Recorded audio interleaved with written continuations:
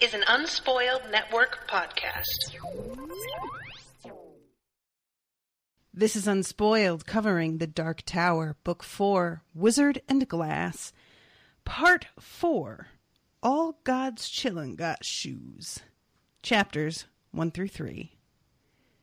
In these chapters, they are off to see the wizard, but these are not dreams from a lullaby. These are nightmares, straight up nightmares. Welcome to Unspoiled.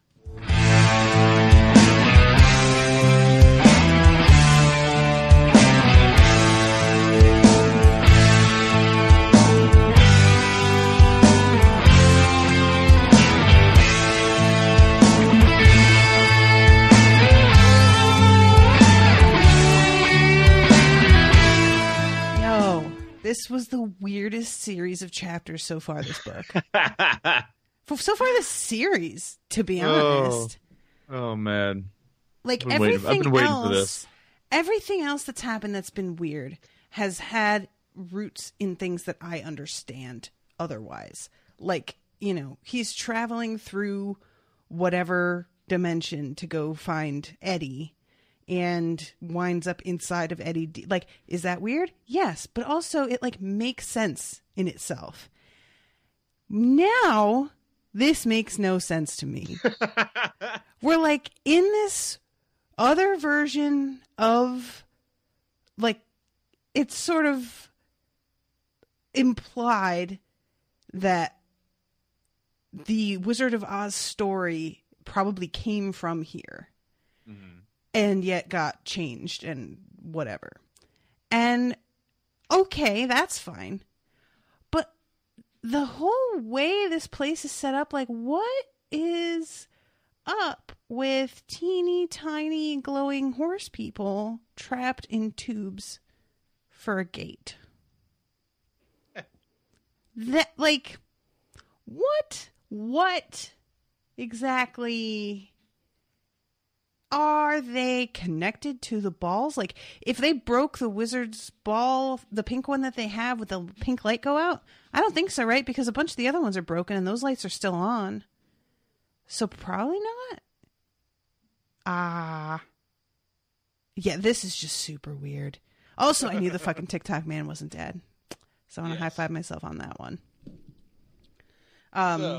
Yeah, so. Want to get going on this? Let's do it.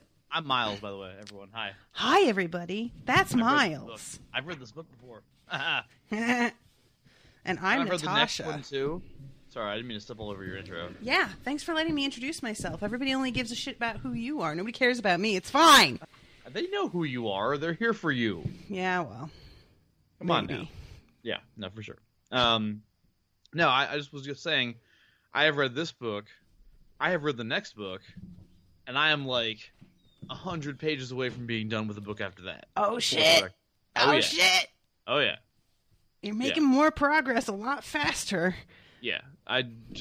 Also just kind of had my mind blown in the book I'm reading right now. So, ooh, cool. FYI, down the road, I can't wait to see what you think of some of this shit. Because it is bananas. That is pretty much like when I was talking to Alan a couple weeks ago, I told him that you said that you were, had just reached like this weird point, and he's like, yes, like he just got really excited. He knew exactly what I was talking about.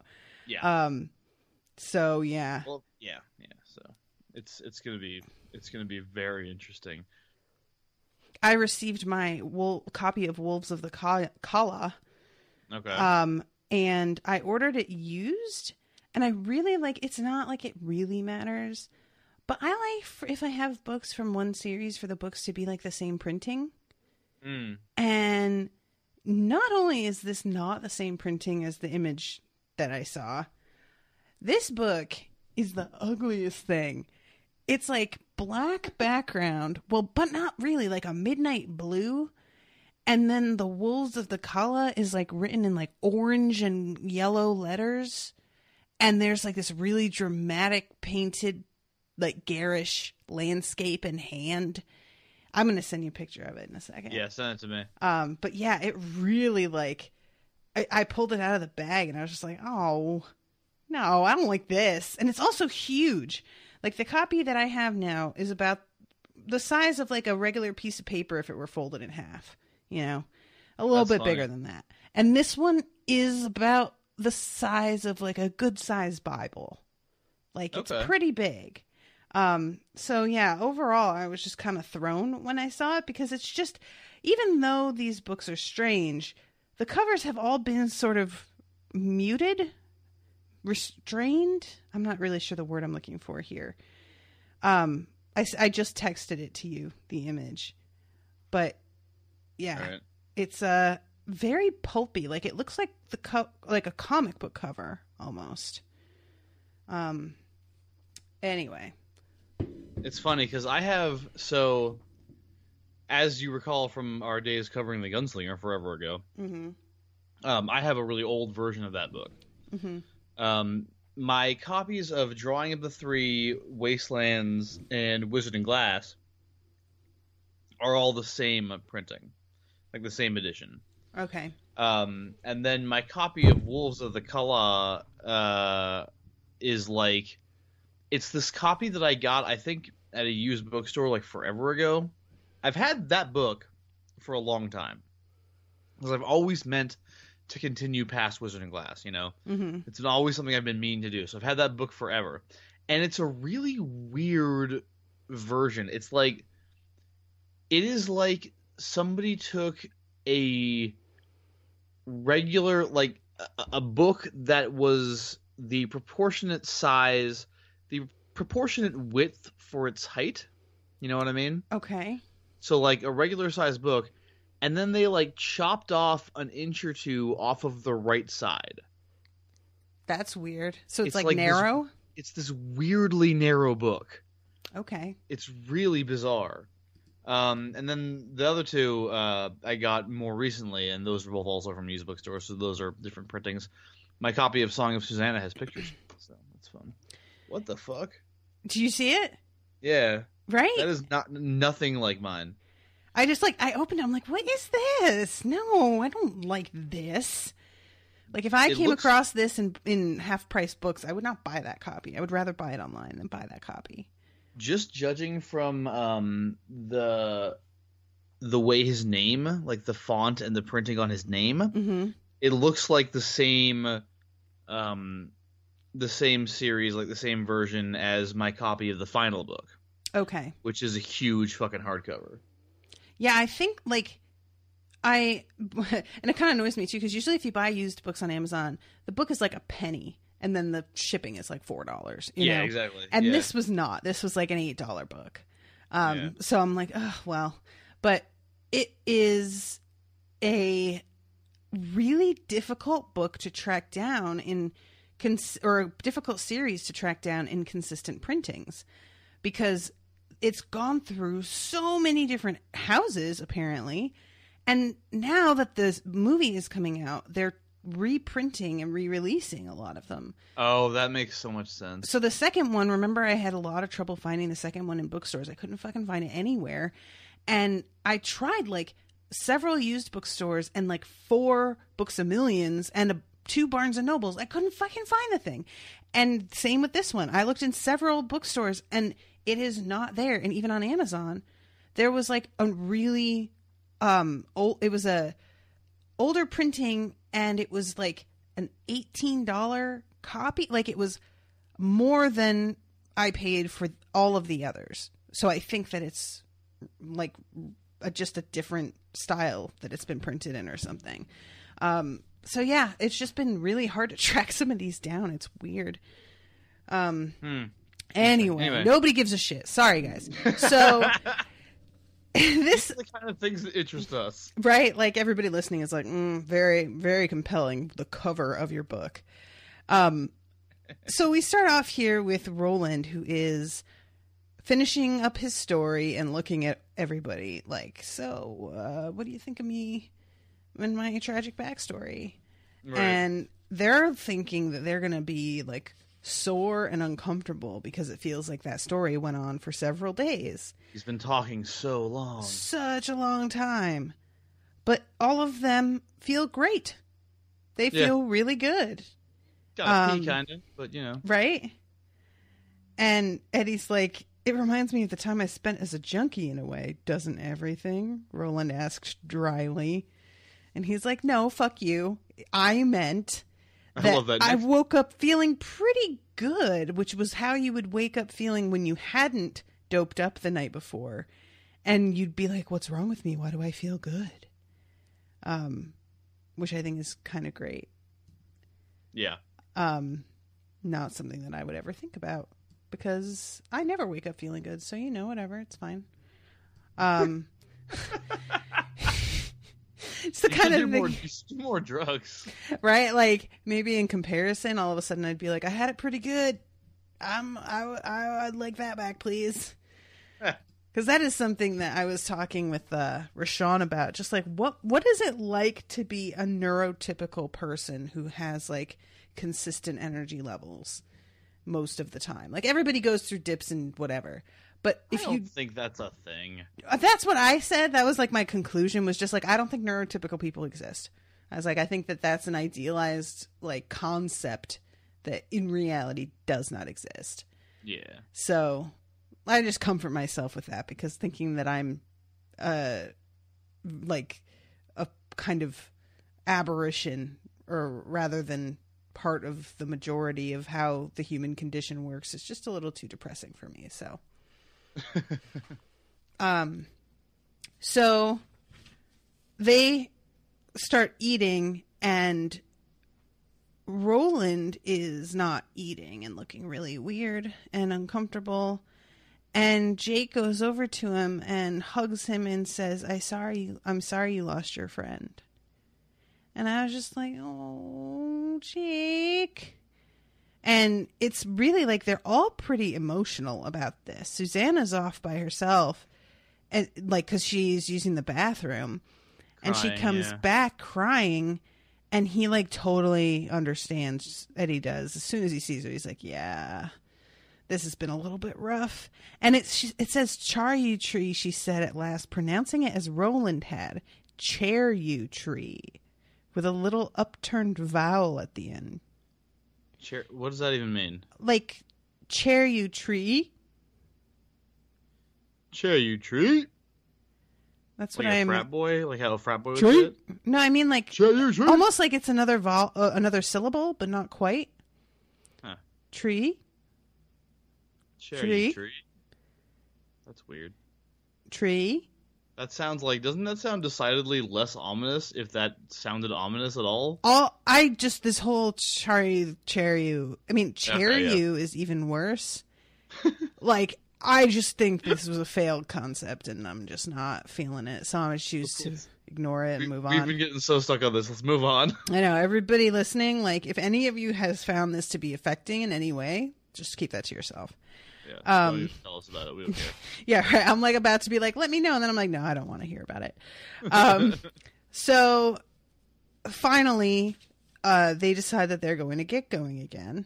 I just want to mention this line, though, where Eddie mentions that he was a little bit relieved at the end of the story because he thought Roland was going to tell them that he killed Susan for the tower. Mm-hmm. And Susanna is like, don't you understand that that's what he thinks he did? Mm-hmm. Which, yeah. And, yeah. I mean, you gonna argue with it? He kind of did. Well, that's the thing, though. The ball lied to him. So I'm like, he kind of did, but also, like... He still made the choice. Oh, no. I need to go close this little window that's opened and just let a enormous fucking cricket into my office. Oh, my God. Crickets are horrifying. Oh my God. Wow. Alright, well, while this is going on, I suppose we'll just oh my God. Continue here. Oh, you're back. Hi. Huh? I need to keep a bat in here to fucking catch these things. I hate them. You should definitely get a pet bat. Oh, how awesome would that be, though, seriously? Anyway... So, yeah, I mean, the ball lied to him. I don't think it's really fair. One could maybe make the argument that he didn't give it enough thought and that if he had stopped to really think about it, he would have understood the mistake that he was making. and seen through the agenda that the ball has. But that's a real hypothetical. Like, that's just a theory, you know? Yeah, I mean, look, he made the choice to leave her behind.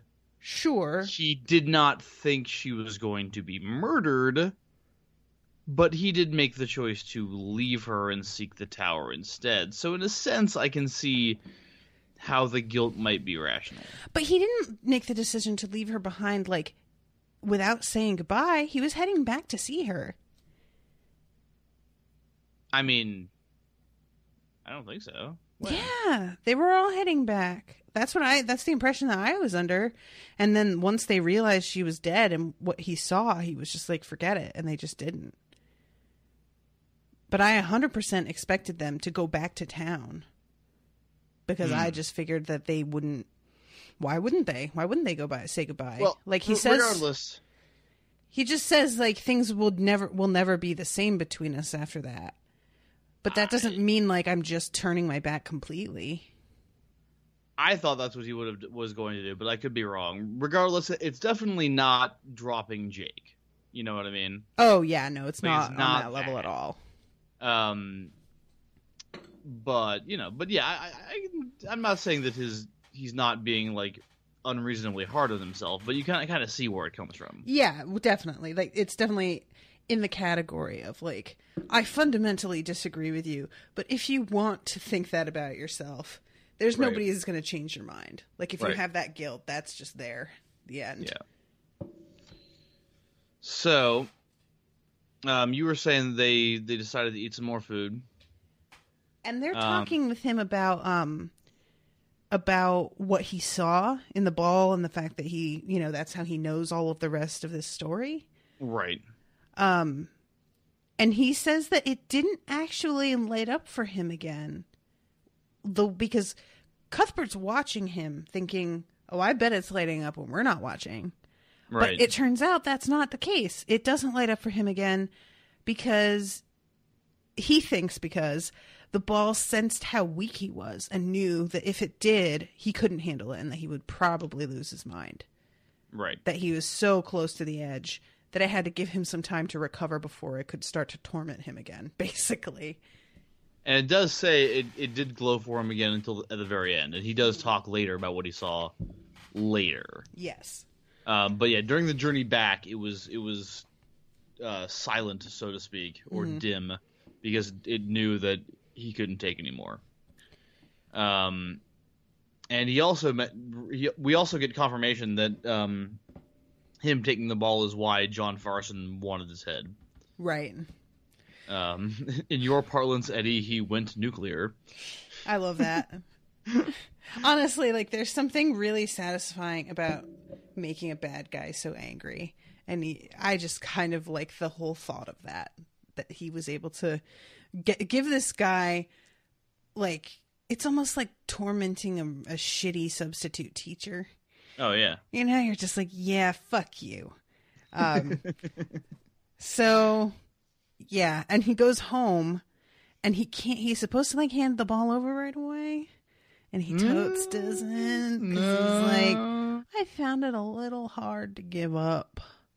And he also mentions that the ball showed him all of the different points of view of the story that he just told, not to instruct or enlighten, but to hurt and wound. Yeah. The remaining pieces of the wizard's rainbow are all evil things. Hurt enlivens them somehow. It waited until my mind was strong enough to understand and withstand, and then it showed me all the things I missed in my stupid adolescent complacency. I like that line. Adolescent complacency. Are those two words like synonyms? Oh, you. Hot takes. So finally, Cuthbert and Alen have to be like, hey, buddy, how are you doing? So we noticed, don't get mad, that you haven't given your dad the ball yet. And it's, I understand, it's fine. We're not trying to put you on the spot here, but it probably is a good idea if you do. And he's like, yeah, you guys can be there when I do it and watch me. And Cuthbert's like, no, we don't need to do that. But Elend's like, yeah, we'll be there. Yeah. Fuck yes, we are going to watch this happen. And Eddie, of course, totally gets all of this. Mm-hmm. Because he gets interventions. Yeah, I mean, like, it really is similar to a drug, it feels like. Something that you're craving, but also just fucking hurts you and makes everything terrible. And so he gives it to his dad, who looks shocked as a motherfucker when he sees it, but doesn't say shit about it.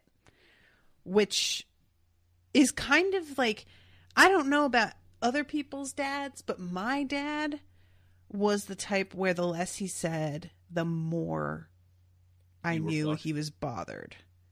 Like, either I was fucked or he was just deeply upset. You know what I mean? Mm-hmm. And because he just he would shut down. So for me, the fact that his dad just was like, we're just going to pretend that shit never happened. I'm like, yeah, that's dads for you. But he had looked into it before he gave it up. And he saw the fact that their efforts in Magius had only put back the fall of Gilead and the triumph of Farson for, what, 2 years? 2 years, not even 2 years. And then he said that, or then he saw that there was an assassin who was going to try and kill his dad with a poisoned knife. Mm-hmm. Yeah, this has to be his mom. That's what I'm assuming. Like, he won't talk to them about who it was or what happened. And later on, Martin is a little too gleeful. So I'm going to say it was his mom's and he had to kill his mom's. So that sucks. Interesting. But, you know, maybe it's Cuthbert. I don't know. Maybe it's somebody that he's friends with. But his mom, like, is missing when he comes home, right? Yeah, I think so. So, I don't know. I could see that. Although, if she's missing, I guess it doesn't make a lot of sense that the guy who runs the house had to get given the knife to pass along. Because somebody who's just like... Somebody of his mom's standing could come into the house with a knife, I would think, and nobody's going to, like, cause a fuss over it, right? Mm-hmm. So maybe it just has to be a nobody. I don't know. I don't know how this works. Like, is that a recognizable knife? Is it like carrying a fucking, you know, claymore in? And people are going, why does she have that?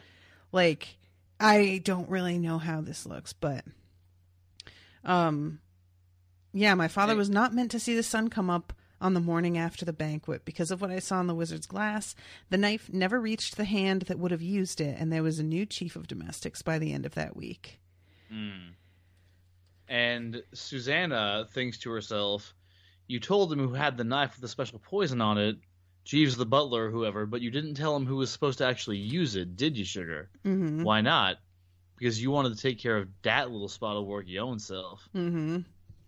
And as soon as, like, she says, tell me the rest of what you saw in it. And he gave her a look of such terrible pain that what Susanna had only suspected immediately solidified into fact in her mind.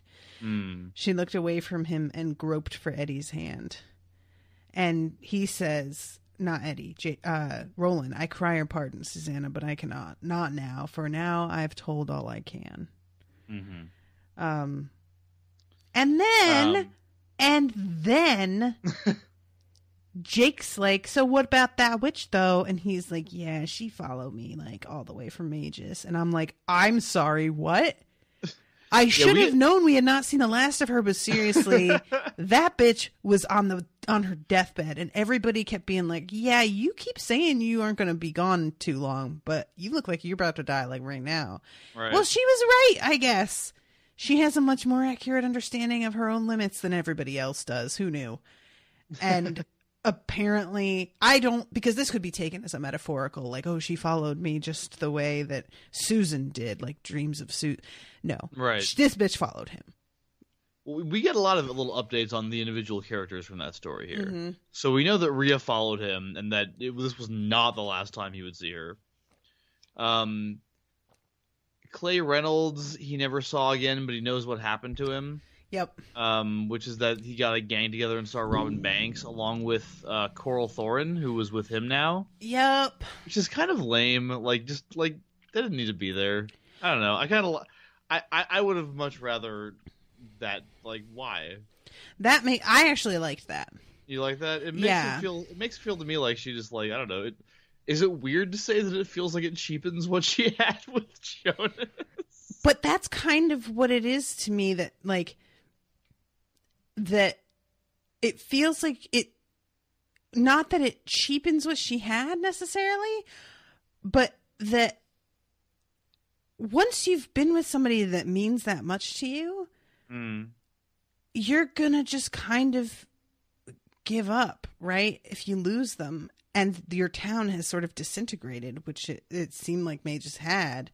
Sure. So I don't see her as like being with him because she's like with him. I see her as being like seeing this guy as her ticket out of here and going on a kind of suicide mission because she just knows that this will hasten her death, kind of. Sure, that makes sense. You know what I mean? And she did get shot to death by the sheriff, and Reynolds was hanged. Should say hanged. I should ask her about that. It says hung in the text, damn it. It says the rest were hung. But they were in fact hanged. Roland, grammar. We got to freaking like do a crossover with fucking Stannis to give you a grammar lesson, motherfucker. Oh, it makes me think of a history of the world. If they're caught, they're hung. Not necessarily. I love that. Oh god. Would you please step on the same foot at the same time? My tits are falling off. Anyway, need to go watch that movie again. No, yes.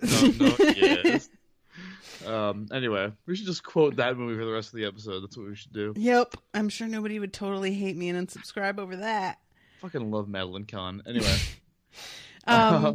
So, yeah, she followed me, and Jake's like, what do you mean? And he's just all, nah, now. And I'm like, bitch, yes, now. You don't say some shit like that and then just continue on your merry way. It bothers me. What? What shit are you talking about? Some shit like she followed him. Oh, yeah. Like, don't you dare, sir. And it bothers me that he treats storytelling as this thing that can only happen if we're seated in a semicircle with our legs crossed by a fire. You guys are walking for literal hours. You can tell a story while you walk. Right. But I mean, he's probably just like worn out, but you know. I don't care. You don't tell, then don't say, oh, she followed me. Just don't tell him that part. Right. Be like, well, that's for later. We also learned that Shimi followed them back to Gilead. No, Shimi. And made it there in time for Year's End Fair, along with Capriccioso. Oh no, was it Shimi that had the knife that he had to kill? That'd be so much worse. Well, it says so sweet. It says when we went in search of the tower, I and my friends, Shimi was with us. Oh yeah, that's true. Yeah. So I don't think it was him, because he was with them when they left in search of the tower. Good, because that would be awful. Cordelia died during the bonfire. Yeah. Of like a heart attack or a stroke. A brainstorm. Which I think is a great name for it. Brainstorm. That's a pretty good wrestler name. That certainly doesn't mean anything else, so, you know. Oh, yeah, I guess it does. I didn't think of that. Wow, I didn't think of that at all.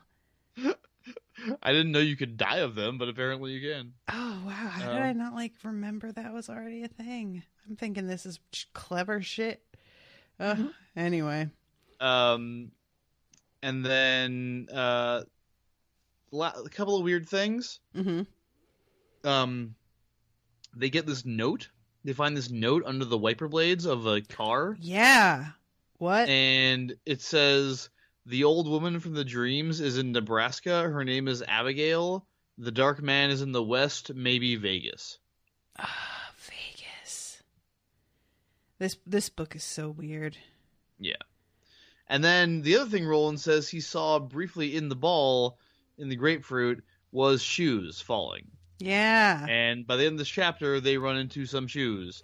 There are so many shoes in that dream that he thought they were falling leaves. Yeah. I don't know. Yeah, that's some weird imagery. But there are shoes now, and they are ruby shoes. Shoes are what are pretty effective, like, symbol, I feel like, a lot of the time. Isn't that part of a Holocaust museum display? I feel like. Oh, I feel like the worst Jew in the world. I don't know. Because I feel like I feel like that like twice a week though. So that it was a display, and I don't know like which museum, but that they just had one shoe per victim, just piled to give people an idea of like the scale of what happened. And that's rough, right? Yeah. Because it is a hard number to like hold in your mind with any kind of meaning. 6 million, you know, like how do you even, and that's just Jewish people who were victims. Like, so yeah, anyway, there's all kinds of like weird stuff that he's rolling out during this chapter. Also, this thinny is really, really bad that they have to walk through. They finally get through it. I am really confused about what thinnies mean, because this is obviously totally different than the one that literally reached out and dragged men to their deaths, or that hypnotized them into walking into it and dissolved them into nothing. They can walk through this, but it is painful.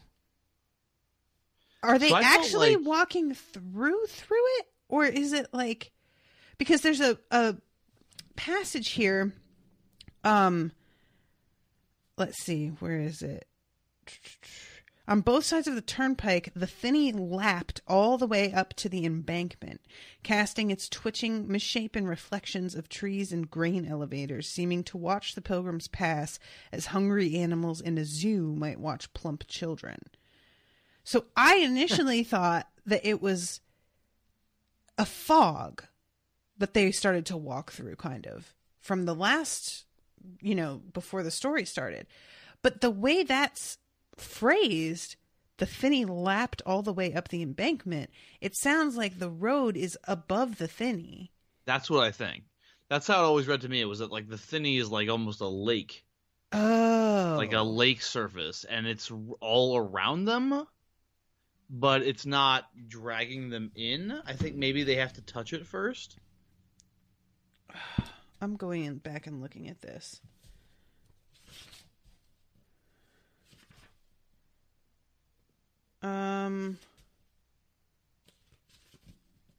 Yeah, I don't know where to find the beginning of it.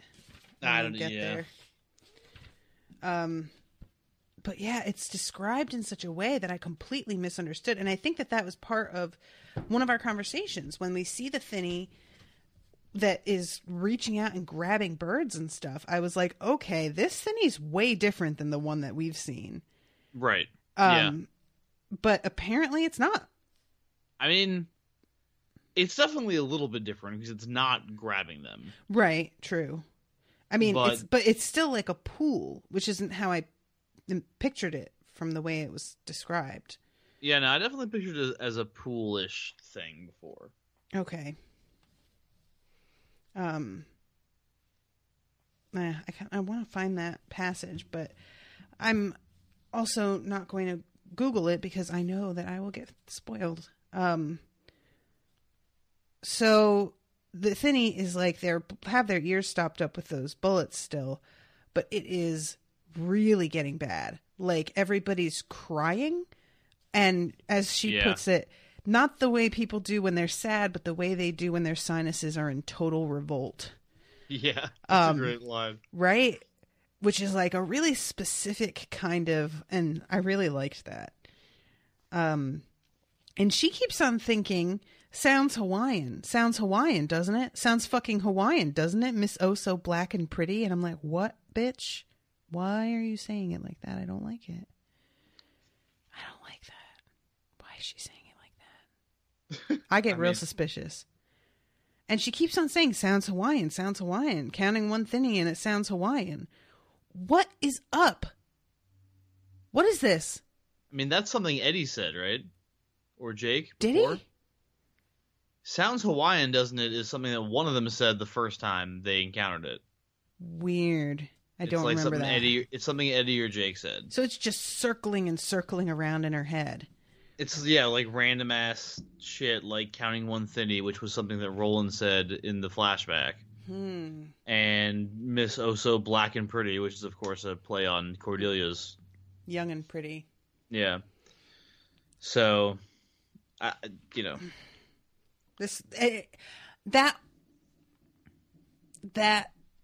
phrasing and the repetitiveness of it just unnerved me. That section, sure.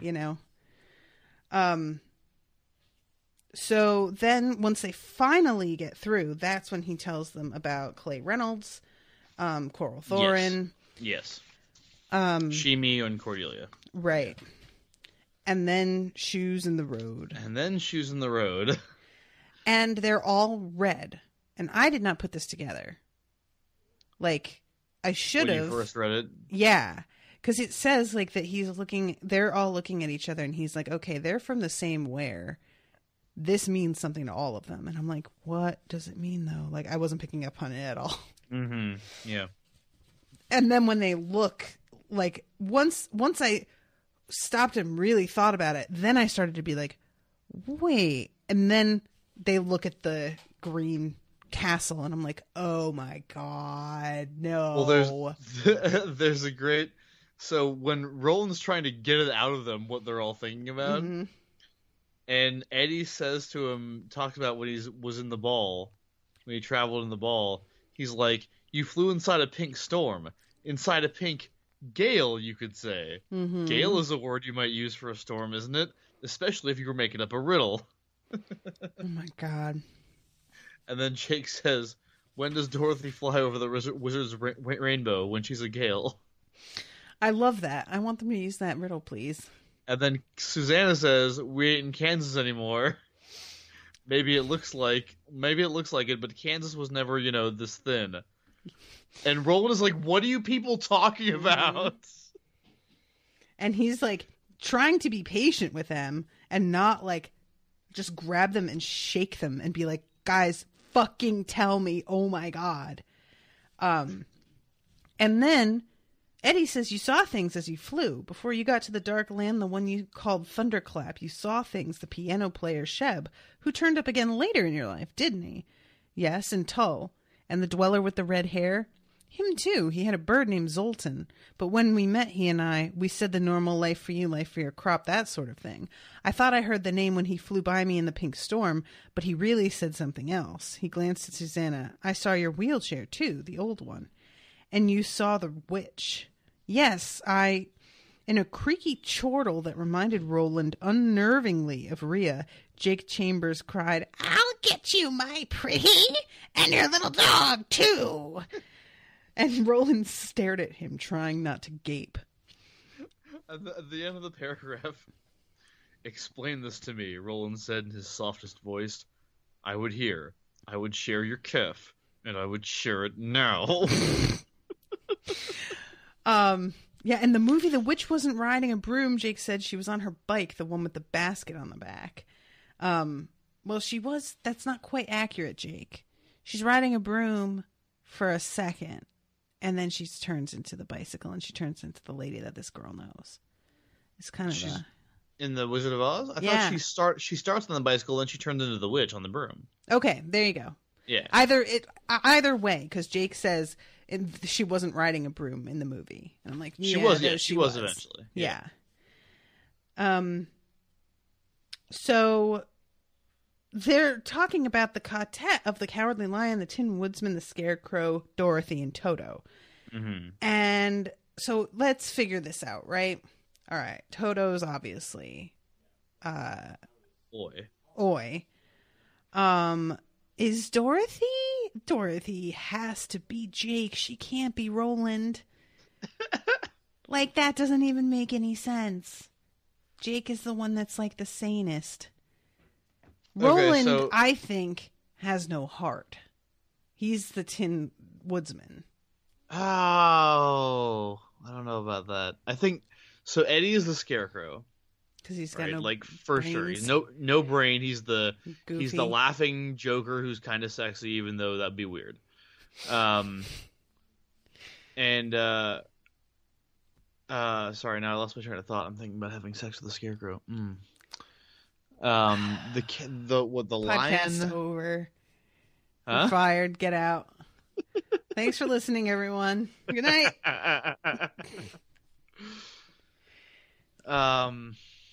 That's the only one I can lock down, really, because none of them are really cowardly. No.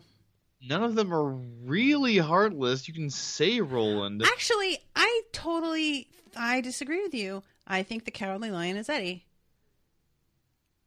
Because a big part of his life was being cowed by his brother, and he's finally figured out how to, get past that. Okay, so then who would the Scarecrow be? The Scarecrow... I want the Tin Woodsman to be Roland, but I also kind of want the Tin Woodsman to be Susanna because of the mechanical aspect of her wheelchair. Right. But that doesn't really work personality-wise. Well, and the Scarecrow has the youngest personality, maybe, you could say. Yeah. I'm trying to think of, Fire...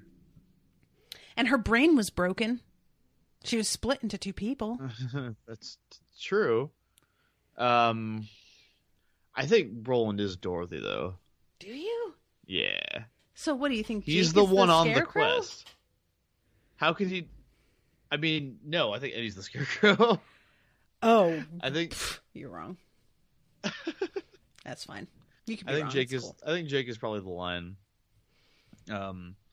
Just because the lion fills a role in that story of the child more so even than Dorothy. So I like what you said about the woodsman though being Susanna, and yeah, I mean Roland is the one who flew through the fucking storm and saw the witch. He has to be her. Yeah. He's the one on the quest. I guess circumstantial. Anyway. Yeah, okay. I'm curious about that now, though. Maybe it will become more clear as the story progresses. And you know what? Toto and Jake and Oi have that bond, right? And Toto and the lion are both animals, so point me. Yeah, that's not how that goes at all. Toto is loyal to Dorothy, who I already said was Jake, so that makes much more sense. Toto is totally Dorothy's dog, and Oi is totally Jake's whatever, Billy Bubbler. Your whole thing leaves Roland as the Scarecrow. Yeah, that doesn't make sense. Except for that, I don't know, he's afraid of fire. Is he? I mean, he has nightmares about fire because of Susan, but that's about it. I mean, no, I think he's a Tin Woodsman. He needs a heart. So then Susan is the coward. I still think that Eddie is the coward and Susan's the... Oh, Susan's the Scarecrow? Yeah, because of the brain thing. She has... Oh, right. Oh, okay. All right. I mean, I don't agree, but I'll accept your interpretation. It's a real shaky alignment. We're going off of the most base, Sure. And I really wonder if it's something that King planned on from the beginning and was had anything in mind. Or if it's just once he started to get into this, he was like, how about Oz? That's kind of a quartet. Oh shit, there's the same number of people. Oh shit, they've got a pet. If it was just an accidental thing. Like me with the island with the weird dude who declared himself king, just stumbled on it, and then you're just like, oh shit, this is a thing already. One thing worth noting here is that when they're telling Roland the story, they say Jake says the wizard is sort of a humbug, and Roland says a bum hug. What's that? And they think this is the funniest thing. Well, yeah, they being Eddie and Jake only, pretty much. They do, and I bring it up mainly because Stephen King thinks this is the funniest thing. And this is not really a spoiler, they use this term, like, continuously from here on out. Just so you know, it's gonna happen again and again and again, and there's gonna be lots of bum hugs going around. Listen, Stephen, as a writer, I admire and respect you. But there are times where you just get fixated on things that are really not worthwhile. And you overvalue them to this degree that feels ludicrous. Why is this? You took a word and reversed the syllables and think it's genius. It's not. It's barely a joke. It's certainly not actually funny. Oh, man. Oh god, I just saw Guardians 2 this past weekend, and that reminds me of the first movie where there's like, that is not a plan, and Gamora's like, it's barely a concept.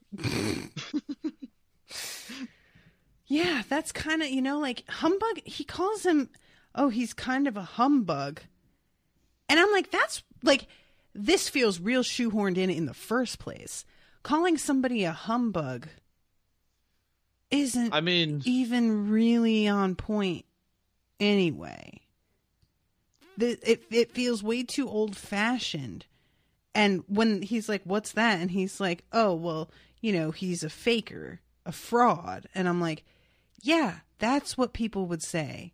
Not a humbug. Nobody would say that. A humbug is like a party pooper. I don't know. Maybe they'd say it in the 70s. Who knows? I don't believe it. No? Nope. Not for an instant. Anyway, so yeah, I get the feeling that this is something that, like, Stephen King's son or daughter said to him, and he was just so taken by it because he's a parent and parents get obsessed with dumb shit their kids do. And he was like, I'm totally putting this in my book. It's classic. And everybody's like, sure, Stephen. It's the literary equivalent of, like, telling all your friends the same story about what your child did. Exactly. And he's like, oh, this is going to kill. So they wind up telling him the whole story, basically, of the Wizard of Oz. They've all got these red shoes. They all put them on. Oi has little. They don't put them on yet. Oh, they don't put them on yet. You're right. Sorry. Oi has, like, tiny little booties. Susanna has cappies, as she calls them. She, like, cappers for her legs, her stumps. Roland, of course, has cowboy boots. Eddie has low boots, and then Jake has Oxford shoes, and they're all red. And they do agree that it's probably best not to put them on right now. They talk a little bit about the book. My favorite thing about it was that it was so popular that the guy who wrote it went ahead and wrote about 1,000 more Oz stories. And Eddie says, yeah, everything but Glinda's Guide to Firm Thighs. I love, too, when Jake is like, there was this crazy remake called The Wiz starring black people. Really? Susanna asked. She looked bemused. What a peculiar concept. Yeah. I thought that she would be a little bit more enthusiastic about it, but no. You would think so. So they head to the Green Palace. They see towers with red pennants on them with that symbol of the eye, who Jake says is the mark of the Crimson King, not John Farston's. He didn't know how he knew this, but he did. I don't understand the way this building is set up. Like, okay, so there's the pennants, blah, blah, blah. There's this description. They could see the Interstate 70 stretching away into the pale green depths of the castle's slightly rounded outer wall. It floated there like an optical illusion. So that's the castle that's floating there. Okay. And they can see their own reflections because the castle's made of glass. There was an inner redoubt of dark blue glass. It was a color Jake associated with the bottle's fountain pen ink came in, and a rust-hued wall walk between the redoubt and the outer wall. That color made Susanna think of the bottles Hires root beer had come in when she was a little girl. The way in was blocked by a barred gate that was both huge and ethereal. It looked like wrought iron which had been turned to glass. Each cunningly made stake was a different color, and these colors seemed to come from the inside, as if the bars were filled with some bright gas or liquid. And then, he looks into the glass and sees the crazy shit. But also, there's to the left of the main doorway was a sentry box made of cream-colored glass shot through with hazy orange threads. Its door, painted with red stripes, stood open. The phone booth-sized room inside was empty, although there was something on the floor which looked to Jake like a newspaper. This place sounds bananas. Are they going to do this in the movie? Or, on the far side, the walls of the palace's inner ward rose in a glimmery green cliff broken by narrow loophole windows of jet black glass. What? How many colors can you fit? And why is a sentry box laced with orange and then has a red striped door? Can you eat it? Is the red stripe like a candy cane? Because that'd be pretty good. I don't understand this design concept. Anyway, I can't. I got nothing for you on that. I have no idea. And then these bars. At first he saw nothing, and then he gasped. What he had taken for motes of some kind were creatures, living creatures imprisoned inside the bar, swimming in tiny schools. Yeah, they looked like fish in an aquarium, but they also, their heads, Jake told himself, I think it's mostly their heads, looked oddly disquietingly human. Yeah. What the fuck? And there's birds and another one, and horses and another one. I hate this. I hate this so much. It makes me really uncomfortable. I want to know where the fuck Stephen King got this idea from in the first place. What on earth? Is it just... Okay. Wait. Is one of them bears? Like that bear that was isn't each of the beams an animal? Is there a turtle beam? There is a turtle beam, I think. But why do they have to have human heads, though? That's just so much more upsetting. Just let them be the creature. I don't see any bears. But we didn't just look at all of them, so they might be there. Yeah, this just I cannot tell you how many times I reread that section because I was just this cannot be what I'm reading. This isn't right. Nope, that's what it is. Okay. So, this is when they put on the shoes. Yep. Because they're trying to get in. Yep. And they, of course, click them together, right? Mm-hmm. And Eddie fucking just reaches out and touches the black bar of the gate. Oh, yeah. And everybody's basically sure he's going to explode. What are you doing? Yeah. They're just waiting for him to instantly die. And nothing happens. So, yeah, that's why Jake is okay, so here goes the shoes. And nothing, there's a note that sounds when Jake clicks his own heels together alone. When they all do it, there's this long note that's almost painful.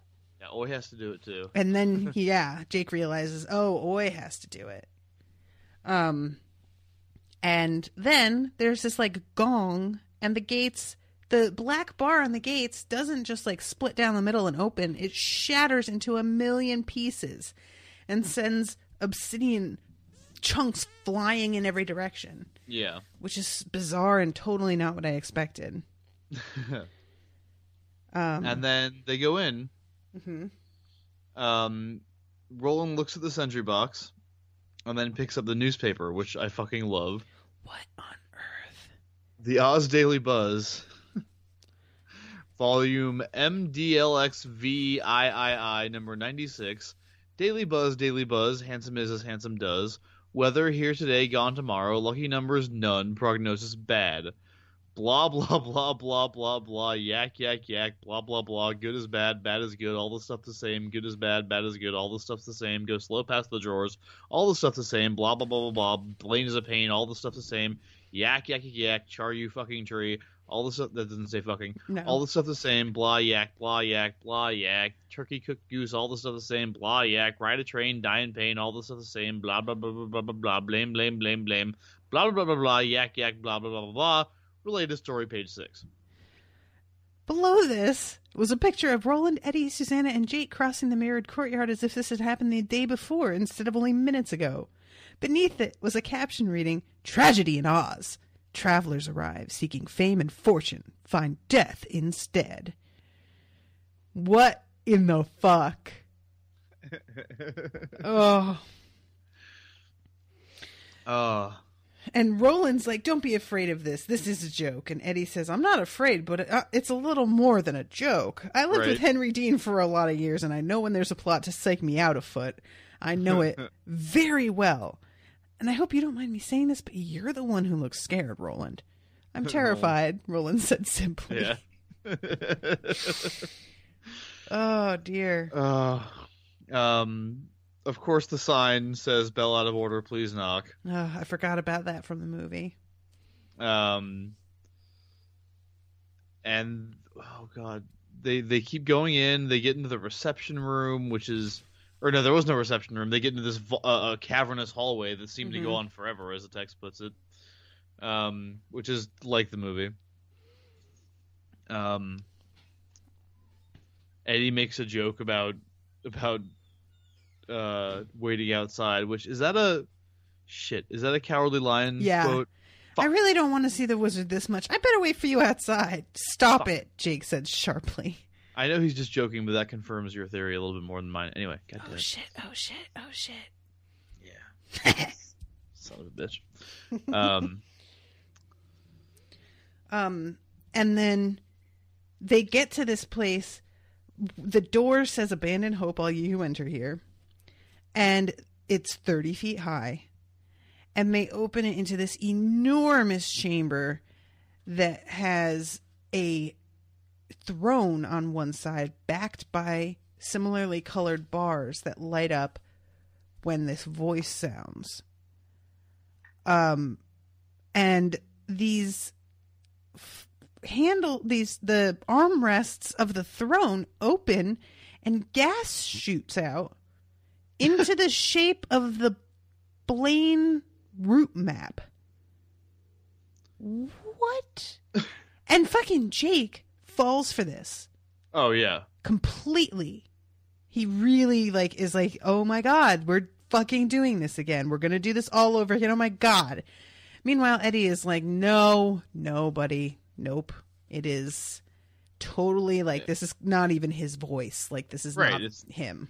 I mean, it's the wizard thing, right? Mm-hmm. We should also mention that they went through a door that said "Abandon all hope, ye who enter here." Mm-hmm. But yeah, no. Eddie has to convince Jake that Blaine is dead. And the voice does all the "I am Oz" thing. Mm-hmm. I like how he says, "I am Oz, the great and powerful. Who are you?" And Susanna says, "I'm Susanna Dean, the small and crippled, and I was raised to be polite, but not to suffer bullshit." That's a great line. Very good line. Oh man, yeah, that's great.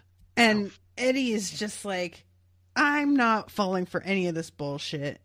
And he's like, "Come back tomorrow." And Eddie says, "No, we'll talk about it now." And "Do not arouse the wrath of the great and powerful Oz," the voice cried, and the pipes flashed furiously with each word. Susanna was sure this was supposed to be scary, but she found it almost amusing instead. It was like watching a salesman demonstrate a child's toy. "Hey kids, when you talk the pipes flash bright colors, try it and see." So they keep pushing it, and meanwhile, Oi is just like, yeah, lights and smoke. This is all very impressive. Check out this asshole. And pulls back the curtain on the fucking TikTok man who is mangled and filthy and bleeding still. Yep. Like,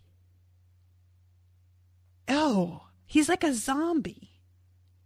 But he is technically still alive because they shoot him and he goes down. So I guess he's not a zombie, or if he is a zombie, he applied the zombie principle of shoot him in the head applies, and that just worked on him. Mm-hmm. But yikes. I knew he was still alive. I just like, it's just so bizarre to have him here, like, doing this.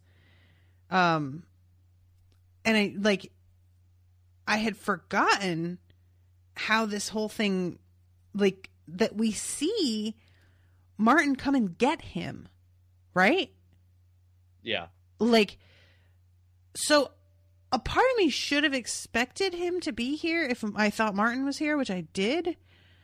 But I just guess I kind of thought that Martin, like, would have disposed of him already, that he just needed him temporarily. And I guess he did. It's just, yeah. But it is just really, like, awful. His left eye, the one Oi had punctured with his claws, bulged white and misshapen, partly in its socket and partly on his unshaven cheek. The right side of his head looked half scalped, the skull showing through in a long triangular strip. Jake had a distant, panic-darkened memory of a flap of skin falling over the side of TikTok's face, but he had been on the edge of hysteria by that point and was again now. And Oi is starting to, like, growl and attack him, and as he does, the two of them, Eddie and Susanna, draw in unison, fire in concert, not even the smallest overlap in the sound of their shots. One of them tore off the top of TikTok's miserable head, buried itself in the equipment, and created a loud but mercifully brief snarl of feedback. The other took him in the throat. And then he just falls dead. And then Martin is sitting on the throne, and he's just like, hey, what's up, Roland? So I know you can try and shoot me, but that shit's not going to work because you know it's not going to work. It hasn't worked ever. It's going to be a misfire. So this is Martin and this is Walter, right? I guess. This is both of them. And in this instance, he is going by the name Flag. Mm-hmm. Now, it's at this point, Natasha, that I have to ask you if you've read a book called The Stand by Stephen King. Nope, sure haven't. Okay. For the record, there's a character in The Stand named Randall Flagg. Okay. He is the Don't tell me anything. Just don't do it. Okay. Just don't do it. Okay. If people have read it, they will know what you're talking about. Guys, Okay. You know what Miles is talking about. Mm-hmm. But I'm planning on covering The Stand. So I want to know as little as possible. I already know that there's a virus. That's, because of what we've seen so far here also. Sure. Also, there's another character in The Stand named Abigail, by the way. Oh, okay. And in the book, Abigail is in Nebraska and Flag is in Las Vegas. Oh, okay. So, incidentally. So, yeah, only misfires against me, Roland, old fellow. How's the family, by the way? I seem to have lost touch with them over the years. I was always such a lousy correspondent. Someone ought to take a horsewhip to me eye, so they should. He threw back his head and laughed. Roland pulled the trigger of the gun in his hand. When the hammer fell, there was only a dull click. Told you, the man on the throne said. But then he's like, Roland's like, I bet that you're only able to make my gun misfire. But what if, and then he starts to grab Jake's gun, and he gets caught, like the gun just gets a little caught on the waistband of Jake's pants, and it's enough to slow him down. And the man in black gets away. And he shrieks. So I think Roland was right. I don't know. So there's also there's a bit here. Your hand, Roland. Look at your hand. Short a couple of fingers by the look. My, this has been hard on you, hasn't it? Things could get easier, though. You and your friends could have a fine, fruitful life. And as Jake would say, that is the truth. No more lobstrosities, no more mad trains, no more disquieting, not to mention dangerous trips to other worlds. All you have to do is give over this stupid and hopeless quest for the tower. No, Eddie said. No, Susanna said. No, Jake said. No, Oy said, and added the bark. Yep. And Roland says no as well. And that's when he attempts to shoot him. And yeah, he shrieks, cringes back, and runs, and the ball falls out of his lap. So now I'm like, all right, how much of this is a setup? Like, because I don't trust this motherfucker. Sure. So part of me is like, I hope Roland's right and that kind of gun would work, because I would really like to believe that there's any weapon that would work against this guy, honestly. Secondly, he threatened Roland with telling everybody what was in the ball, letting them see, and Roland's just like, fine, fucking do it, whatever. Yeah. And then when he leaves, Roland's like, yeah, I'm gonna do that anyway. So I don't know. This whole thing is just super weird. I don't understand. Is this his permanent residence? Like, what is this place? Is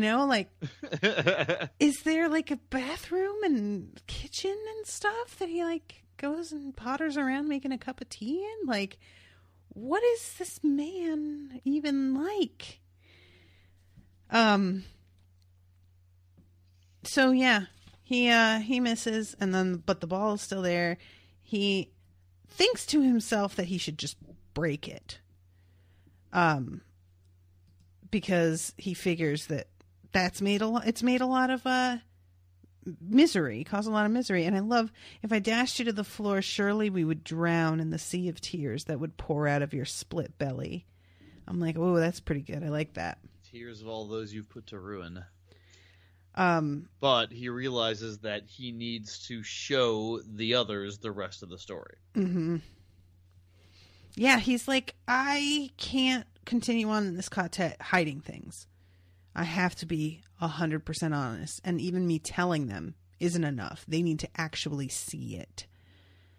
So I lost my one true love at the beginning of my quest for the Dark Tower. Now look into this wretched thing, if you would, and see what I lost not long after. See it once and for all. See it very well.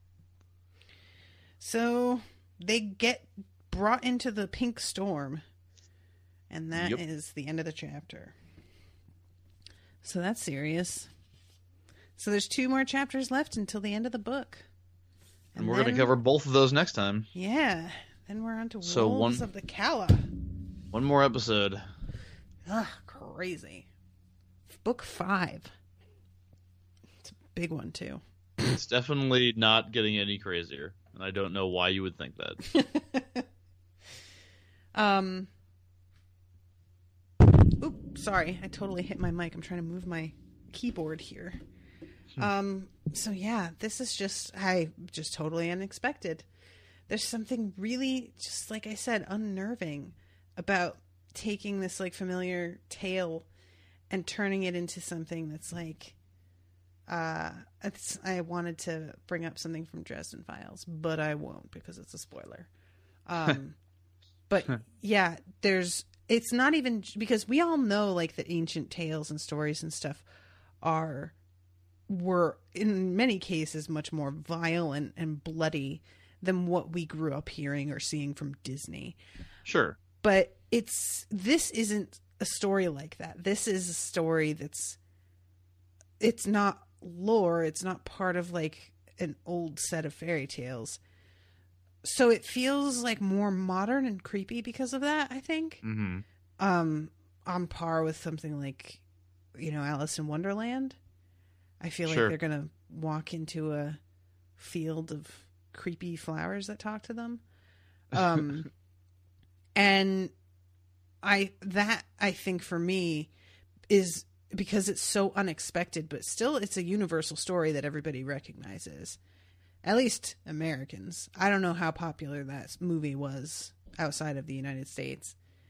That it really works for what he's trying to do here, but it just has that edge of extra weirdness that other fairy tales wouldn't really have, you know? Mm-hmm. All right, so I want to say hi to new patrons. Hey, guys. This week we have, actually, it's been 2 weeks because I had to cancel last week.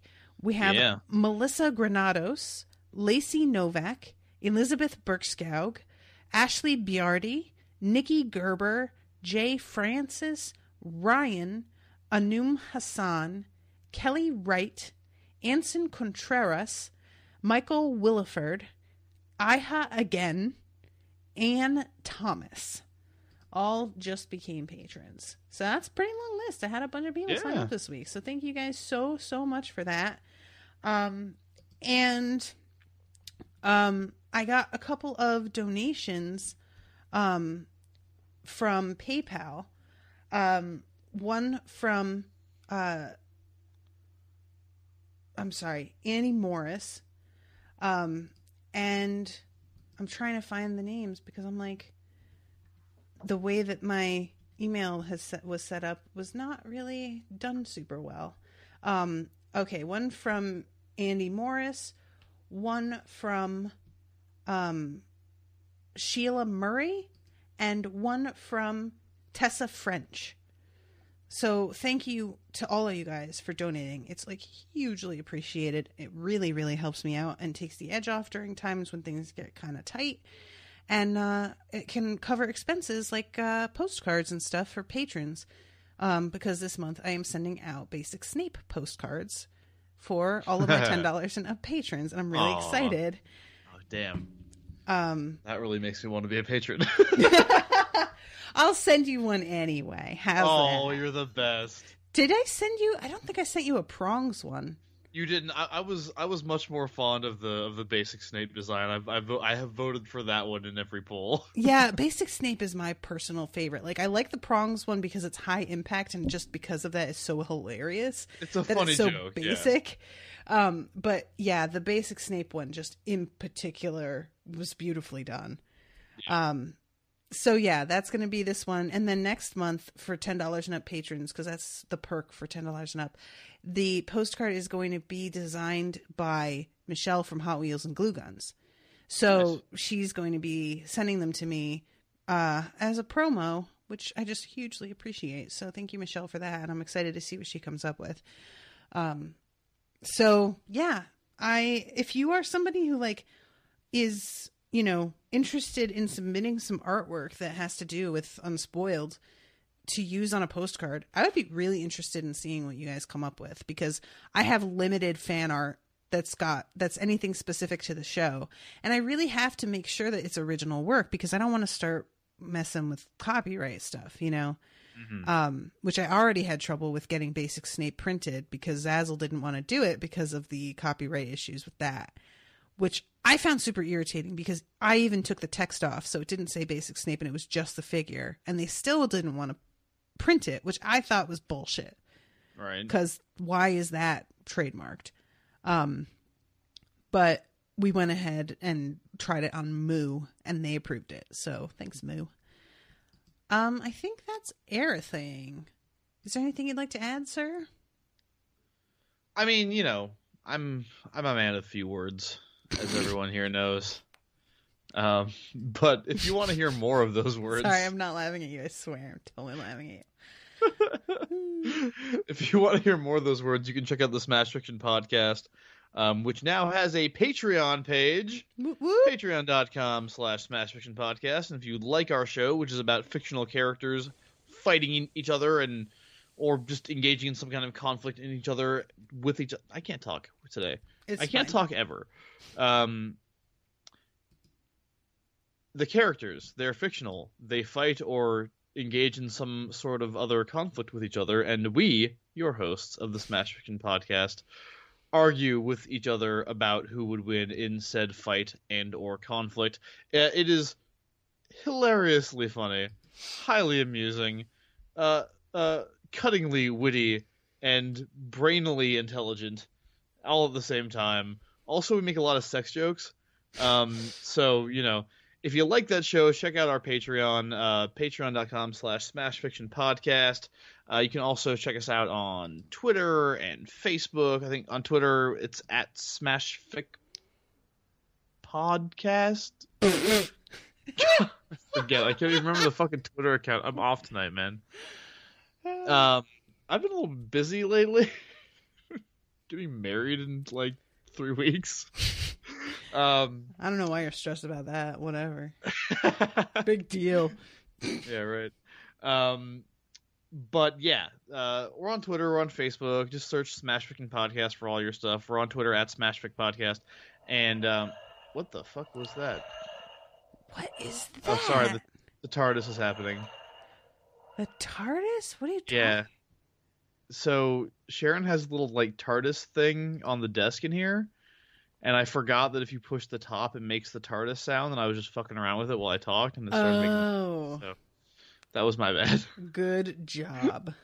Anyway, you can find all the episodes of the Smash Fiction Podcast on iTunes, where we would really appreciate reviews and subscriptions, and especially reviews, or on Libsyn or other podcatchers. We're on smashfiction.com, smashfiction.libsyn.com. You can find all the episodes of Smash Fic there, as well as all the episodes of Extraordinary League, which is our actual play RPG podcast that we come out with every month in lieu of a Smash Fic episode. The new one of those came out this past Sunday. Coming up this Sunday, we have a really fun match on Smash Fiction, which is going to be a battle between the imaginary characters of Doug from Doug and Calvin from Calvin and Hobbes. Nice. So that should be a really good time. I'm gonna record that like right now as soon as this is done. That is what I'm going to do. So that should be a lot of fun. And yeah, you can also check me out on my blog, Universes of the Mind. It's at universesofthemind.com. And I will have some other announcements coming up soon, but for now, I think that's it. Okay, cool. Well, thank you everybody so much for listening. I'm excited to be finishing off this book next week and hear what the hell Roland did. Killed his mom, obviously. So sure about this. We will see you next week with the last 2 chapters. Toodaloo, motherfuckers.